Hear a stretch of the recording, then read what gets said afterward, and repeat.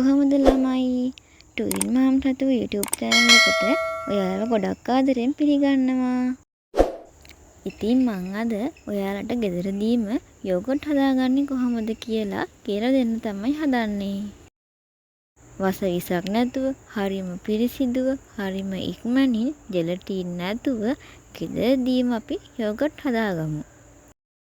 අපි අතින්ම හදලා පුංචි බබාට දීලා යෝගට් එක කනවා දකිනකොට හරිම සතුටක් තමයි ඉතින් හිතට දැනෙන්නේ. දැන් ඉතින් අපි යෝගට් එක හදන්න යමු. මුලින්ම අපිට ඕනි කරනවා ෆ්‍රෙෂ් මිල්කෝ එළකිරි ලීටරයක්. මම නම් මෙතනදී අරන් තියෙන්නේ අපේ ගමේ එළදෙනෙක්ගෙන් දොවාගත්ත කිරි. ඊට පස්සේ අපිට ඕන වෙනවා කඩෙන් ගත්ත යෝගට් එකක්. ෆ්‍රිජ් එකේ තිබ්බනම් ඒක කූල් අයින් වෙනකන් ලීන් තියලා තියන්න. ඊට පස්සේ අපිට ඕන වෙනවා සීනි. මේස හැඳි වලින් ගත්තොත් මේස හැඳි දෙකක් ඕන වෙනවා.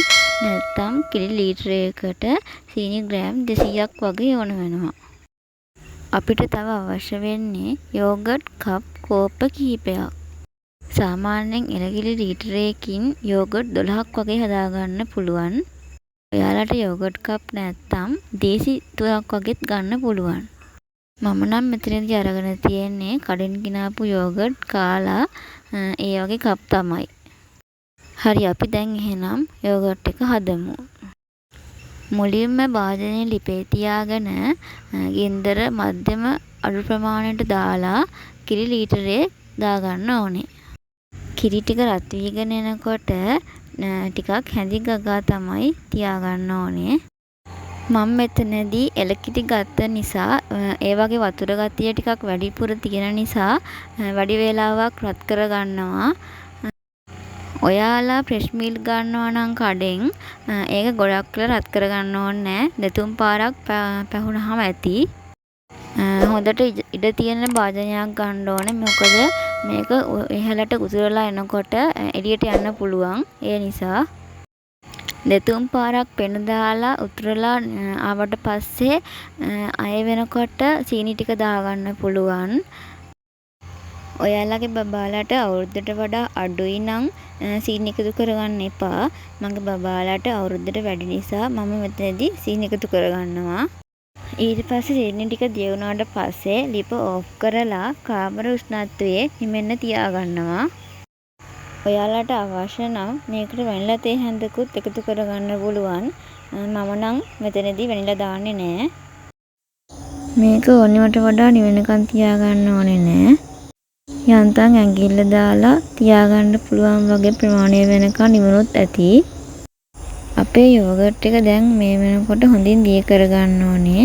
ඒකේ කැලි කැලි වගේ හිටින් නැති වෙන්න හොඳටම දිය කරගන්න ඕනේ. ඊට පස්සේ අපි දිය කරගත්ත යෝගට් ටික මුහුන් විදියට මේකට දැන් එකතු කරගන්නවා. යෝගට් ටික දාගත්තට පස්සේ හොඳින් හැඳි ගා ගන්න ඕනේ. යෝගට් ටික දී වෙනකම්ම හැඳි ගා ගන්න ඕනේ. ඊළඟට මේ කිරි ටික පෙරා ගන්න ඕනේ. යෝගට් කෑලි වගේ තිබුණොත් එහෙම මේක සෙට් වෙන්න නැති වෙන්න හින්දා හොඳින් පෙරා ගන්න ඕනේ.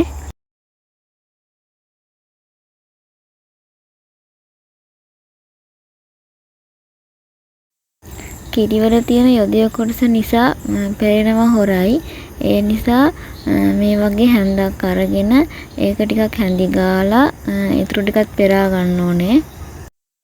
යොදය කොටස සමගම හොඳට පොඩි කරලා පෙරා ගන්න.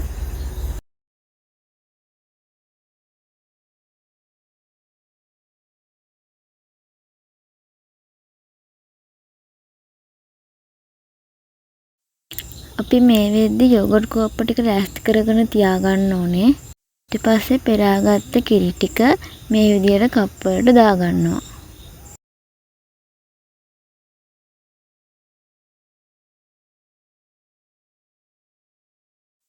මම ඔයාලට කලිනුත් කීවනේ කිරි ලීටරයකින් යෝගට් කප් 12ක් මෙතනදී හදාගන්න පුළුවන් කියලා. ඉතින් ඔන්න බලන්නකෝ මම මෙතනදී යෝගට් කප් 12කටම දාගන්නවා. කිරි ටික දාගත්තට පස්සේ කප්පල මෙන්න මේ වගේ පොඩි බුබුලු වගේ තියෙනවා. ඒ ටික තේ හඳක් අරගෙන බුබුලු ටික අයින් කරගන්න ඕනේ. නැත්තම් යෝගට් ටික සෙට් වෙනකොට බුබුලුත් තියෙනවා. ඒ නිසා ඒ ටික අයින් කරගන්න. දැන් අපි මේ ටික හොඳ උණුසුම් තැනක තියලා තියන්න ඕනේ. සොලවන්න නැතුව. මම නම් oven එක තුලට තමයි දාලා තියන්නේ. මොනවත් මේක තියාගන්න පුළුවන්.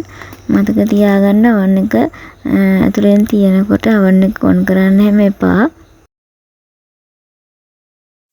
oven එක on කරන්න නැතුව තමයි කිරි ටික ඇතුලෙන් තියාගන්න ඕනේ. ඒක හොඳින් මතක තියාගන්න. යෝගට් ටික සෙට් වෙන්න කළුවර තැනක තමයි මේක තියාගන්න ඕනේ. ඒ හින්දා අපි මේ වගේ තැනක තියාගන්නේ. මේක පැය 10ක් වගේ මෙහෙම තියලා තියන්න ඕනේ. ඊට පස්සේ තව පැය 2ක් විතර ෆ්‍රිජ් එකට දාලා තියන්න.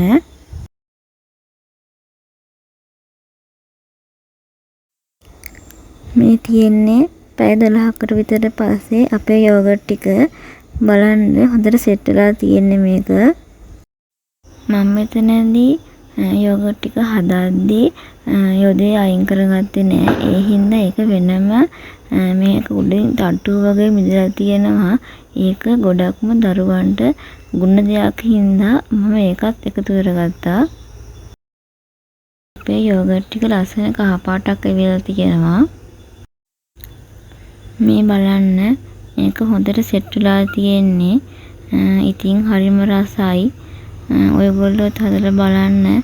මේක හොඳට මේ සෙට් වෙලා තියෙන්නේ. ඔයගොල්ලන්ට මේ මෙතනදී පේන්නේ මේ කහ පාට ඒ යොදේ සහිත කොටස. ඒ තට්ටුවේ යට හරිය කිරි ටික වෙනම සෙට් වෙලා තියෙනවා.